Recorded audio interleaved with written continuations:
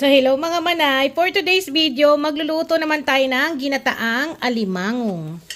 Ayan mga buhay pa to mga manay. So ito galing to sa kaibigan ko. Thank you Karen. So ito ay dala-dala niya, galing pa tong Mindanao mga manay.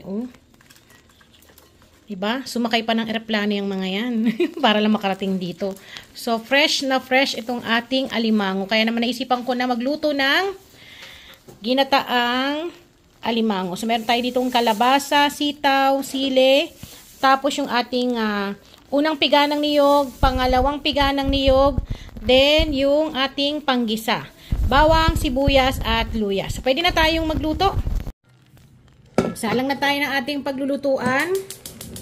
Madali lang itong lutuin mga manay at isa to sa masarap talagang kainin. At syempre, masarap to kapag nakakamay, di ba? Tapos sinisimot natin yung aligin ng alimango.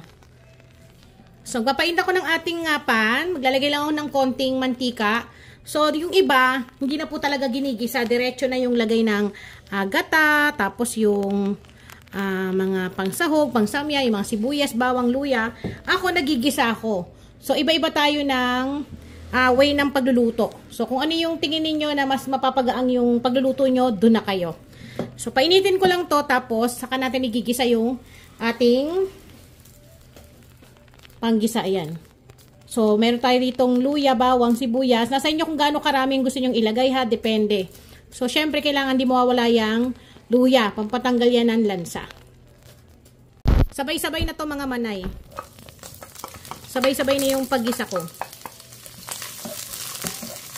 Para hindi na kayo mahirapan kung ano yung dapat mauna sa paggigisa. So, ginagawa ko to kasi para mas lalong lumabas yung aroma ng ating mga samya.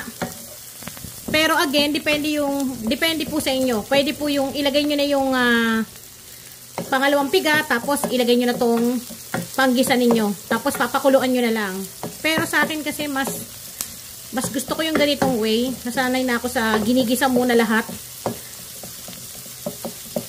So palabasin lang natin yung aroma ng ating sibuyas, bawang, luya bago tayo maglalagay ng pangalawang piga ng niyog.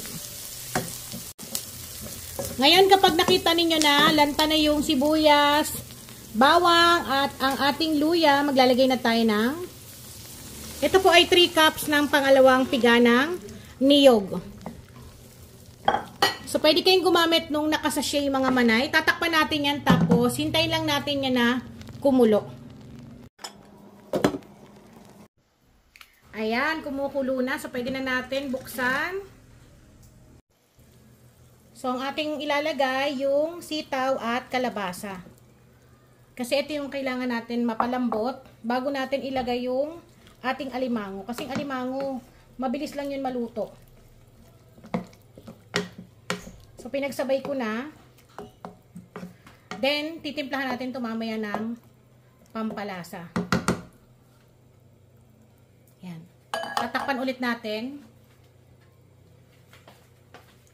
hanggang sa lumambot yung gulay.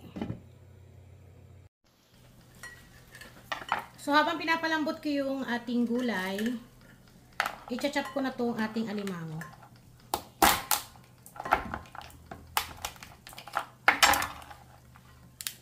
Ayan o. Ang tataba.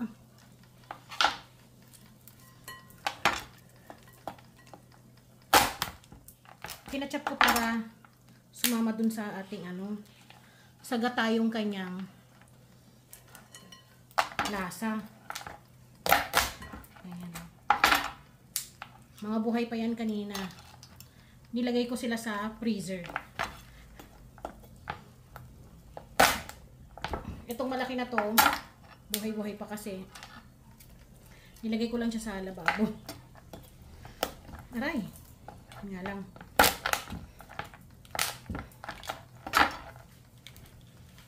Nyo, grabe.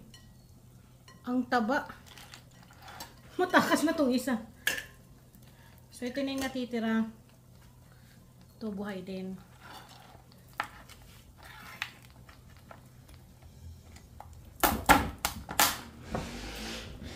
Ayan. Ano siya mahirapan. Natatakot kasi ako kung paano ko to ilalagay doon ng ganitong buhay. Mamaya masipit pa ako. So, na-brush ko na rin yung mga singit-singit niyan. Ito yung isa, yung malaki-laki. Ayan o. Grabe, ang laki mga manay. Diba? Kita nyo? So, i-chop na natin to. Para hindi tayo masipit. Katakot, naninipit. Isipin niya. Wait lang. Lumalaban pa siya.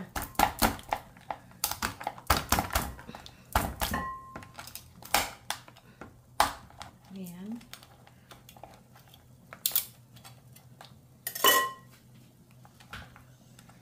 Mapalag pa talaga. Ganito kasi masarap lutuin yung buhay pa. Kasi manamis-namis. Grabe. Oh. So, lalagyan natin yan doon.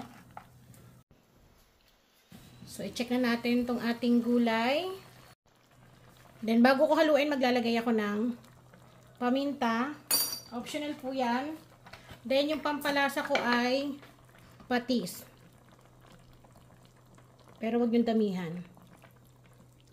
Kasi, maalat na yung ating alimasag o ating alimango. Dagdagan na lang kapag tingin nyo kulang. Then, saka na natin ilagay yung ating mga alimango. Ayan.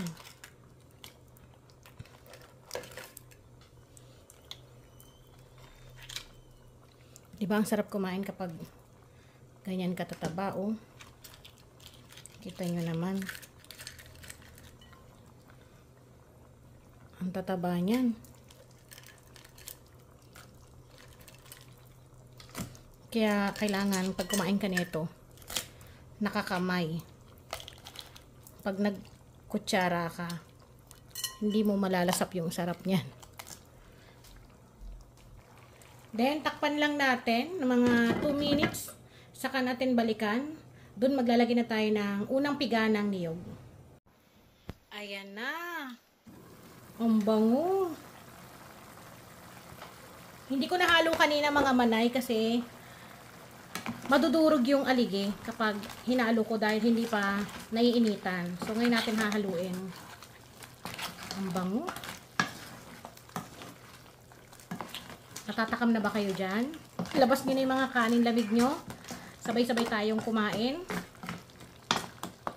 So, ilalagay ko na yung ating unang piga ng niyog, mga manay.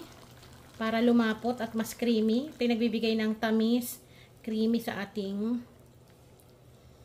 ginataang alimasag. Alimango pala. Alimasag ako ng alimasag. Then, hindi ko na siya tatakpan para lumapot pa yung kanyang gata.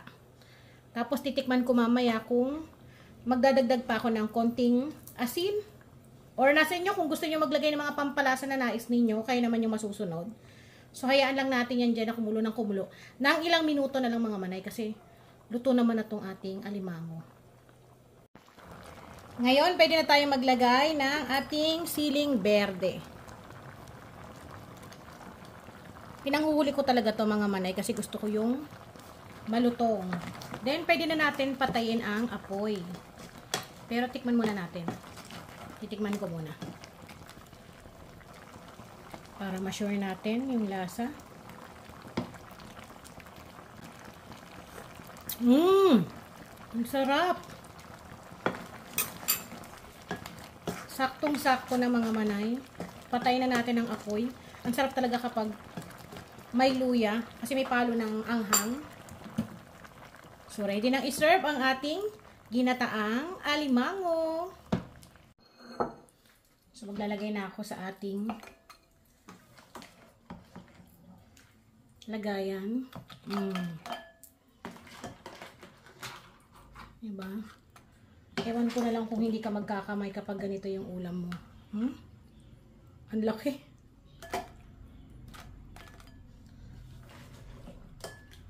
Sarap po. Kagutom. Diba? Dahil last year sawa tayo sa puro gulay, sa puro karne. Ngayon, masarap ulamin yung mga isda, gulay, mga ganito. Tanggal umay. Kalabasa.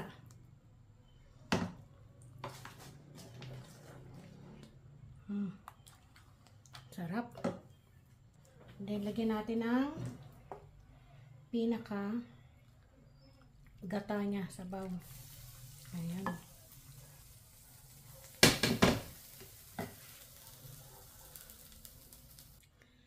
So, eto na po. Tara na po mga manay at kain po tayo. So, ayan mga manay. Luto na ang ating ginataang alimango. So, muli ako po ang inyong madiskating nanay. Maraming salamat po sa inyong panonood. At ito ang ating unang taon ng 2024 na meron tayong panibagong recipe. So, magkita-kita po ulit tayo sa susunod ko pang pagluluto. Muli ako po ang inyong madiskating nanay. Paalam!